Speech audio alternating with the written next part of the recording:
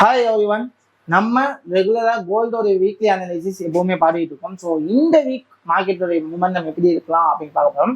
So அதுக்கு முன்னாடி லாஸ்ட்டாக ஒரு 5 வீடியோஸ் எடுத்து பார்த்தீங்க அப்படின்னா நான் என்ன சொன்னோனோ அப்படி நடந்துச்சா நடக்கலையா அப்படின்னு பார்த்தீங்கன்னா ஃபர்ஸ்ட் என்னோட வீடியோ அந்த கோல்டு பிளேலிஸ்ட்டை நான் ஒன்றா வைக்கல. நீங்கள் கொஞ்சம் போய் பாருங்க. நான் சொன்ன விஷயங்கள் நடக்குதா, எப்படியெல்லாம் ஒரு மார்க்கெட்டை பார்க்கணும் அப்படிங்கிட்ட நிறைய ஹிண்ட் கொடுத்துருப்பேன்.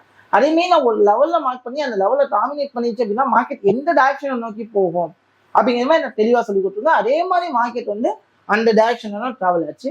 ஸோ அதை ஒரு ஜஸ்ட் சின்ன ஓவர்வியூ மாதிரி பார்ப்போம். ஸோ ஐ பட்டன் தர நீங்கள் அந்த ஐ பட்டன் போய் பாருங்க. ஸோ கோல்டோட ஃபுல் அனலைசிஸுமே கொடுத்துருப்பேன்.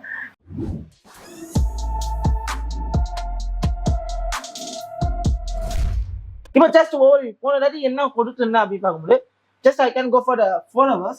ஸோ 4 ஹவர்ஸ்ல லாஸ்ட் வீடியோல நான் ஒரு சொல்லியிருந்தேன். என்ன சொல்லியிருந்தேன் அப்படின்னா சிம்பிளான ஒரு விஷயம், ஒரு லெவலை டாமினேட் பண்ணதுக்கு அப்புறம் மார்க்கெட் கண்டிப்பா கீழே விழுறதுக்கான வாய்ப்புகள் இருக்கு அப்படின்னு சொல்லியிருந்தேன். ஆக்சுவலி நான் ஓண்டா சார்ட்ல சொல்லியிருந்தேன், ரைட்டுங்களா? ஸோ ஓண்டா சார்ட்ல வந்து பிளான் இருக்கிறதுனால சரி ஓகே ஃப்ரெஷ்ஷாக நம்ம இப்போ சொல்ல என்ன சொல்லியிருந்தோம் அப்படின்னா இந்த லெவல், ஸோ லெவல் ஆஃப் 2686 இந்த ஏரியாவை மார்க்கெட் டாமினேட் பண்ணிடுச்சு அப்படின்னா மார்க்கெட் என்ன சொல்லியிருந்தேன், செல் ஆகிறதுக்கு வாய்ப்பு இருக்கு, ஒரு பெரிய செல் நடக்கிறதுக்கே வாய்ப்பு இருக்கு, ஏதோ நடக்கும் அப்படின்னு சொல்லியிருந்தோம் அப்படின்னா ஸோ இந்த ஸ்விங் லோ வரைக்கும் நடக்கலாம்னு சொல்லியிருந்தேன், ரைட்டா? எந்த ஸ்விங் லோனா இந்த டைரக்ஷன் வரைக்கும் நடக்கிறதுக்கு வாய்ப்பு இருக்கு, 2601 வரைக்கும் செல் ஆகலாம் அப்படின்னு நான் சொல்லியிருந்தேன். அதுக்கப்புறம் தான் மார்க்கெட் என்ன ஆகலாம், பை ஆகலாம், செல் ஆகலாம், அது அடுத்த விஷயம், ரைட்டா? ஸோ இது வரைக்கும் ஆகலாம்னு சொல்லியிருந்தேன், ரைட்டா? ஸோ அதே மாதிரி நம்ம ஏரியாவை டாமினேட் பண்ணிட்டு மார்க்கெட் நம்ம சொன்ன மாதிரியே என்ன இருக்கு, இந்த இடத்துல இருந்து இது வரைக்குமே ஃபால் ஆயிடுச்சு. ஸோ இப்போ ஓகே ஃபால் ஆயிடுச்சு, எல்லாம் அக்செப்டபிள். இப்போ மார்க்கெட்டு இந்த இடத்துக்கு வந்ததுக்கப்புறம் நான் வெயிட் பண்ணேன். பட் அப்பவுமே ரெகுலரா என்ன ஆயிடுச்சு அப்படின்னா ஃபால் ஆயிடுச்சு, ரைட்டா? ஃபால் ஆகிறதுக்கான ரீசன் ஃபர்ஸ்ட் ரீசன் என்ன, ஃபண்டமெண்டல். ஃபர்ஸ்ட் ரீசன் ட்ரம்ப் வந்துட்டாரு, ரேட் இன்ட்ரெஸ்ட் கட்டு இதெல்லாம் பண்ணதுனால எக்கனாமிக்கலா நான் இன்னுமே ஸ்ட்ராங் பண்ண போறோம் அப்படின்னு சொன்னதுனால கோல்டுல இருந்த இன்வெஸ்டர்ஸ் எல்லாமே என்ன பண்ணாங்க, செல் பண்ண ஆரம்பிச்சிட்டாங்க. அதே மாதிரிதான் இப்போ செல்லிங் ப்ரெஷர் ஹெவி ஆகிட்டு இருக்கு. இப்போ நம்ம சொன்ன விஷயங்கள் தான். ஸோ இது வரைக்கும் எல்லாம் இங்கேருந்து பம்ப் ஆகலாம் அப்படின்னு சொன்னோம், இங்கேருந்து பம்ப் ஆகலை. ஸோ மார்க்கெட் அந்த ஏரியாவையும் டாமினேட் பண்ணிட்டான், அந்த ஏரியாவை என்ன பண்ணிட்டான், டாமினேட் பண்ணிட்டான். இப்போ எனக்கு டெஸ்டினேஷன் தெரியும், எங்க வந்துட்டு மார்க்கெட் மேலே போக chance. So I want to know the clear destination, எது வரைக்கும் வந்துட்டு மார்க்கெட் மேலே போகிறதுக்கு ப்ராபபிலிட்டி இருக்கு. இப்போதைக்கு மார்க்கெட் மேலே போகுமா இல்லை கீழே வருமா? இப்போ ஏன் மேலே போகுது, என்ன ரீசனுக்காக மேலே போயிருக்கு? ஏன்னா நேற்று காலையில ஸ்டார்ட் பண்ண பையிங் தான் இப்போ வரைக்கும் என்ன ஆகிட்டு இருக்கு, பை ஆகிட்டு இருக்கு. ஸோ அது எப்போ ஸ்டார்ட் ஆகும் அப்படிங்கிறதுனா இந்த இடத்துல நம்ம வந்து பார்க்க போறோம், ஓகேங்களா? Okay let's see. இப்போ வந்து பார்த்தீங்கன்னா ஸோ நம்மளோட லோ லெவல் பிரேக் பண்ணிடுச்சு. So as per the prediction நம்ம இப்போ ப்ரெடிக்ட் பண்ண போனோம் எது வரைக்கும் வரும் அப்படிங்கிறது. ஸோ நான் என்ன பண்ண போறேன் அப்படின்னா டெய்லிக்கு சார்ட்டை மூவ் பண்ணிக்க போறேன். So major time frame analysis தான் நான் எப்பவுமே பண்ணுவேன். இப்போ நான் மூவ் பண்ணும்போது மார்க்கெட் எது வரைக்கும் வரலாம் பார்த்தீங்கன்னா இப்போ எனக்கு டெய்லி லோவே மார்க்கெட் டாமினேட் பண்ணிடுச்சு. எனக்கு என்ன பண்ணிடுச்சு, டெய்லி லோவை இந்த இடத்துல மார்க்கெட் என்ன பண்ணிடுச்சு, பிரேக் பண்ணிடுச்சு, ரைட்டா? இங்க பிரேக் ஆஃப் ஸ்ட்ரக்சர் எனக்கு கொடுத்துச்சு. as per the ட்ரேடிங் ரூல்ல இது என்னதுன்னா நமக்கு பிரேக் ஆஃப் ஸ்ட்ரக்சர். ஸோ டெய்லியில பிரேக் ஆஃப் ஸ்ட்ரக்சர் கொடுத்துச்சு, மார்க்கெட் என்ன ஆக போகுது, கீழே வர போகுது. ஓகே எது வரைக்கும் வர போகுது, நான் கரெக்டான ஸ்விங்ஸ் நான் எது பண்ணி கேட்டா as per my rule என்னோட ஸ்விங் லோ எதுன்னு பார்த்தீங்கன்னா இதுதான் என்னுடைய ஸ்விங் லோ. என்னுடைய லோ எது அப்படின்னா இதுதான் என்னுடைய ஸ்விங் லோவா நான் வச்சிருக்குது. அதாவது 2361 இந்த ரேஞ்ச் தான் என்னுடைய ஸ்விங் லோவா இருக்கு. இப்போ இந்த இடத்துல நான் மார்க்கெட்டை பார்க்கும்போது மார்க்கெட் என்னத்துக்காக வருதுன்னா கரெக்ஷனுக்காக கூட வரலாம். அப்போ நான் என்ன பண்ணேன் அப்படின்னா so swing low to swing haiku நான் என்ன பண்ணேன் அப்படின்னா கரெக்ஷன் செக் பண்ணேன். இப்போ மார்க்கெட் என்ன நிற்குது அப்படின்னா 5260 ரேஞ்சில் மார்க்கெட் கரண்டாக என்ன இருக்குது நின்றுட்டு இருக்கு. ஆனால் 50% எனக்கு ஒரு நல்ல டிமாண்ட் இருக்கு, அதை ரெஸ்பெக்ட் பண்ணுறதுன்னு நினைப்போம்.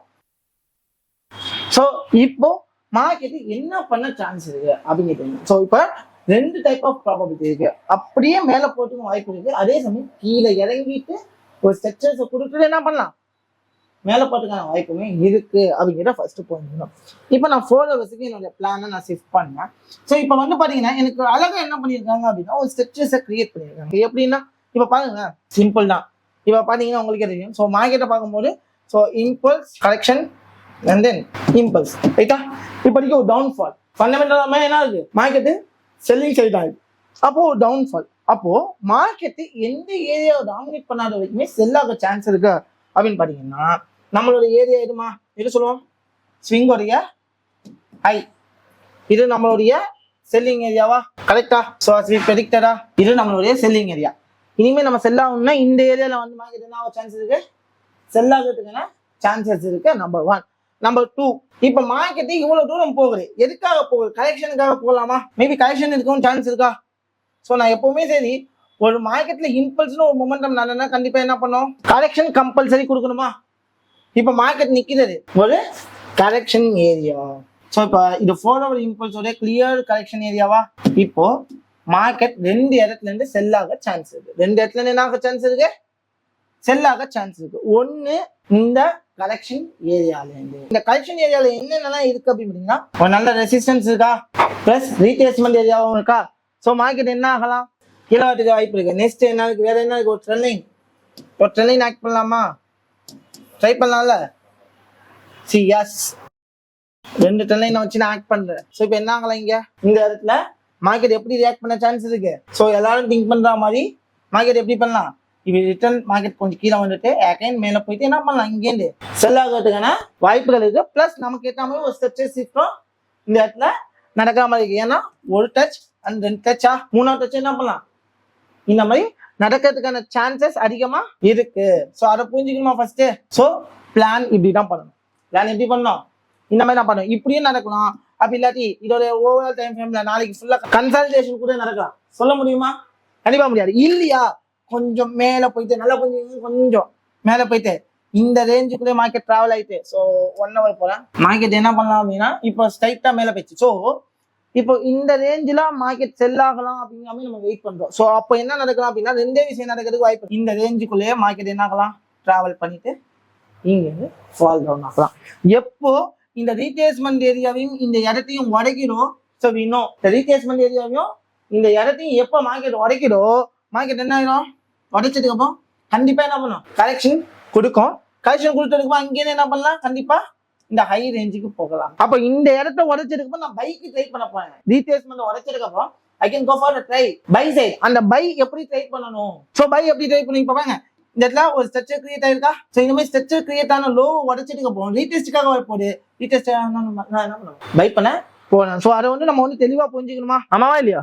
ஸோ இப்போ இந்த ஜோன் தான் ரொம்ப முக்கியம். அதாவது 2642.5 இந்த ஏரியா வரைக்கும் மார்க்கெட் செல் ஆகிறதுக்கு சான்சஸ் இருக்கு.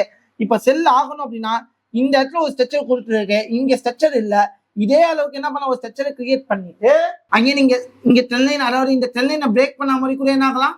இது என்னோட ஓன் ப்ரெடிக்ஷன் தான். பிரேக் பண்ண மாதிரி காமிச்சிட்டு trend line break out traders buy பண்ணுவாங்களா? அங்க என்ன பண்ணுவாங்க? கீழே விழ சான்ஸ் இருக்கு. இதுதான் என்னுடைய ப்ரெடிக்ஷன். ஏன்னா இந்த ஜோன் இந்த ஏரியாவை தாண்டாடுறது வரைக்கும் மார்க்கெட் செல் ஆக சான்ஸ் இருக்கு. சப்போஸ் இந்த மாதிரிலாம் கொடுத்து மார்க்கெட் இந்த இடத்த உடைச்சிட்டான், 4 hour கேண்டில் இந்த இடத்த உடைச்சிருச்சு அப்படின்னா கண்டிப்பா என்ன ஆகும்? மார்க்கெட் கரெக்ஷனுக்கு வரும். கரெக்ஷன் வந்து அந்த கரெக்ஷன் ஏரியால சக்சஸ் ரேட் கொடுக்கும் போது let's we can go for the by.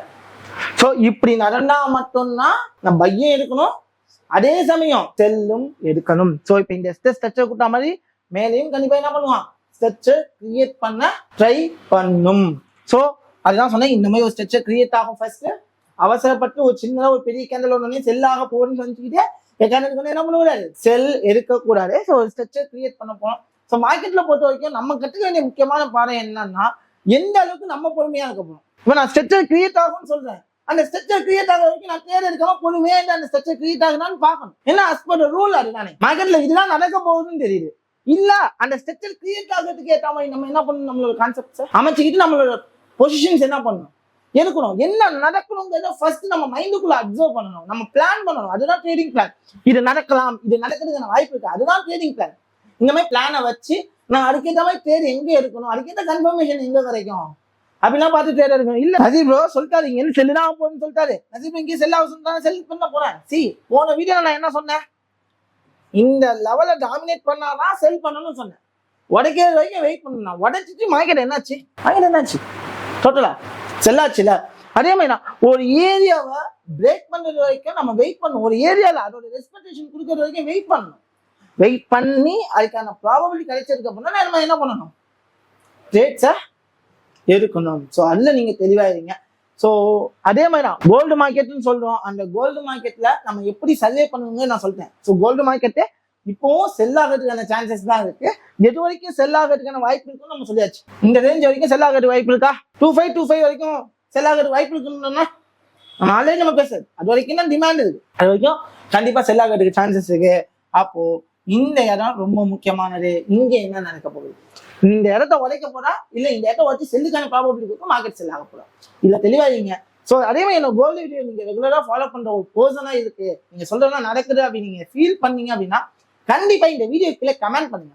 அப்பதான் வந்து இன்னுமே நிறைய பேருக்கு நம்ம கோல்டு ப்ரெடிக்ஷன் போகும். ஏன்னா நம்ம சொல்ற கோல்டு ப்ரெடிக்ஷன் எல்லாமே வந்து இது வரைக்கும் நான் போட்ட லாஸ்ட் எல்லா வீடியோவுமே பாத்தீங்கன்னா 100% சக்சஸ் ரேட் கொடுத்துருச்சு.